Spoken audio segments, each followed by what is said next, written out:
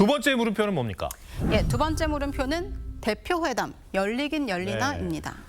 글쎄 말이에요. 이재명 대표가 코로나에 걸리지 않았다면 오늘이 원래 대표회담 하는 날이었잖아요. 예.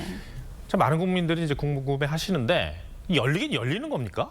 현재로서는 좀 확답을 드리기가 어려운 상황입니다. 이 당장 시기를 다시 잡는 게 만만치가 않습니다. 현재 방역 지침상으로는 상태가 호전된 뒤에 24시간까지 자가격리하도록 권고되고 있는데 이 대표 몸 상태가 어떤지 이게 아직 불분명한 데가 이 오는 26, 27일엔 국민의힘 사무처 당직자 연수가 29, 30일엔 국민의힘과 민주당 모두 당 워크숍이 예정돼 있습니다.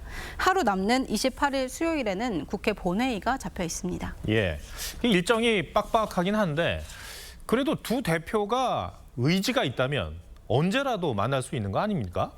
사실 그 부분이 제일 문제입니다. 당초 대표회담은 이 대표가 먼저 제안을 했는데 최근에는 이 성과가 없다면 굳이 열 필요가 없다 이런 강경 기류가 민주당 지도부 사이에 있다고 합니다. 특히 한동훈 대표의 생중계 제안 이후에 이런 분위기가 강해졌다고 하는데요. 이 대표회동을 소위 그림 만들기로 만들려는 여당 전략에 이용당할 필요가 없다 이런 생각인 겁니다. 이 민주당은 한 대표가 회담에 앞서서 자신이 언급한 이 제3자 추천 방식의 해병대원 특검법을 발의해야 한다. 이렇게 강하게 압박하고 있습니다. 박찬대 원내대표가 제시한 한동훈표 최혜병 특검법 제안 시한이 내일입니다. 한동훈표 최혜병 특검법을 오늘이라도 내놓으십시오. 네, 국민의힘은 어떤 입장입니까? 국민의힘은 이 대표를 향해서 이 공개 회담을 수용하라며 적극 공세에 나서고 있습니다.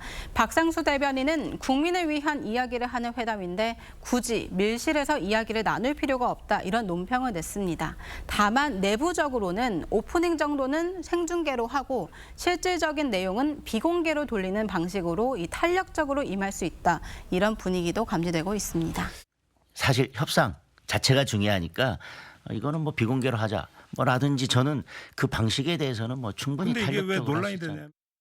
그런데 민주당이 요구하고 있는 해병대원 특검법을 전격적으로 발의할 가능성은 없습니까? 현재로서는 좀 쉽지 않아 보입니다. 특히 한 대표는 용산과의 관계, 또 당내 의원 설득 등 회담 전에 풀어야 할 과제가 적지 않아서 사실상 일극 체제인 이재명 대표보다 전략적으로 어려운 위치에 있다고 보는 분석이 많습니다.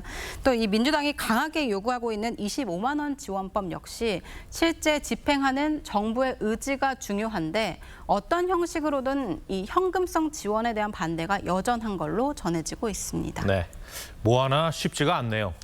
알겠습니다. 두 번째 물음표도 정리해 주시죠. 예, 두 번째 물음표 대표회담 열리긴 열리나의 느낌표는 실종된 정치를 찾습니다. 이렇게 뽑아봤습니다. 이 여야 모두 성과 없는 회담에 대한 우려가 있는 게 사실입니다. 하지만 이 의례적으로 있어왔던 축하 난 전달 문제를 놓고도 파열음이 생길 정도로 불신이 깊어진 요즘 여야 대표가 얼굴을 맞대는 것 자체가 적지 않은 성과다. 이렇게 생각하시는 분들 적지 않으실 겁니다. 네, 알겠습니다. 한석원 기자, 잘 들었습니다.